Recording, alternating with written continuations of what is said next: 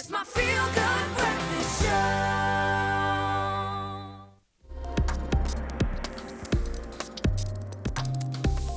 Welcome back to your Feel Good Breakfast Show right here on SABC3. This is Expresso. It's a Friday morning. Thank you so much for choosing to start your morning and your weekend with us right here on your Feel Good Breakfast Show. When you hear that sound, ding ding, you know it's about that time. We have to delve into the world of tech. And there's always such exciting and interesting news in the world of tech. We start off with one fact-checking website that's making waves. It's called Snopes. It's one of the biggest fact-checking websites in the world. They've announced that they have had to cut back on their general fact-checking content to focus entirely on COVID-19 requests. Oh, wow. There have been so many of them, it seems. And according to the company, all of their working staff, they're working overtime to keep up with the demand of fake news and statistics, so that they're dropping, as a result, are dropping many other things that they usually do, a lot of their other work, because they don't want to overwork their staff during these very difficult times. Now, it's very important, obviously, what they do, right? Especially now, yeah. Especially during this time.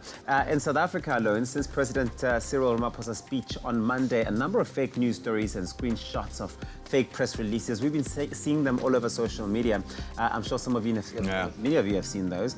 The best we can do to help platforms like Snopes is to really make use of our common sense, guys, and check credible sources for information. Make sure that you know where the information is coming from. Is it credible, the place that it's coming from? Here's a simple rule you can apply to your own social media browsing, because there's so much fake news out there. If you see a story on social media, don't believe it until you can confirm 2 or more credible external sources that can support it. I.e. like a credible news platform. Absolutely. But if it's on one of the major social media platforms, chances are it's an algorithm-driven piece of fake news looking to draw you in. Oh, be careful out there. So on the flip side of that coin, obviously, a lot of big agencies in the tech space have been forced to curtail their efforts. But despite the global health crisis and running way over budget, NASA has now announced that they still plan to launch the new Mars rover in July. So this one is called Perseverance.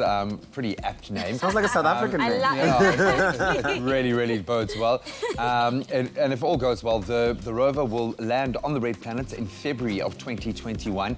The aim is to continue to search for life, for signs of life, and it will also collect various samples from the surface, which will then be brought back to Earth. Perseverance is quite an appropriate name, as we've kind of identified for the situation we obviously currently find ourselves in.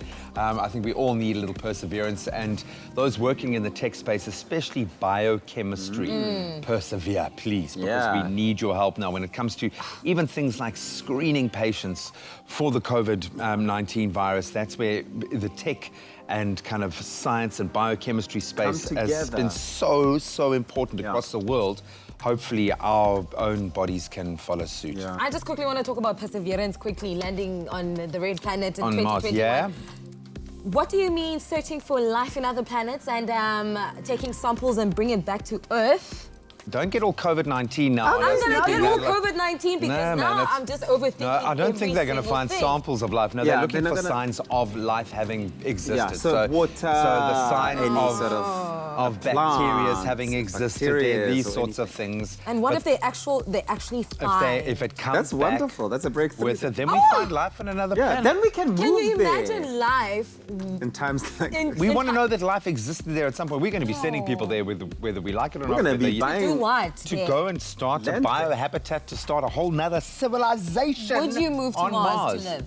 I've got too much going on here at the moment. There's too much to lose. I've just got too much to do right now. Oh, man. But you can imagine, for scientists who have devoted their life to the pursuit of information and furthering human endeavor, it is something that ties into that. But two very provocative stories this morning, clearly. Weigh in on the conversation. Let us know what you think. If you catch any interesting stories that catch your attention on the online streets, do connect with us. Expresso Morning Show, SABC3. Catch Factor! Or it's for Papa.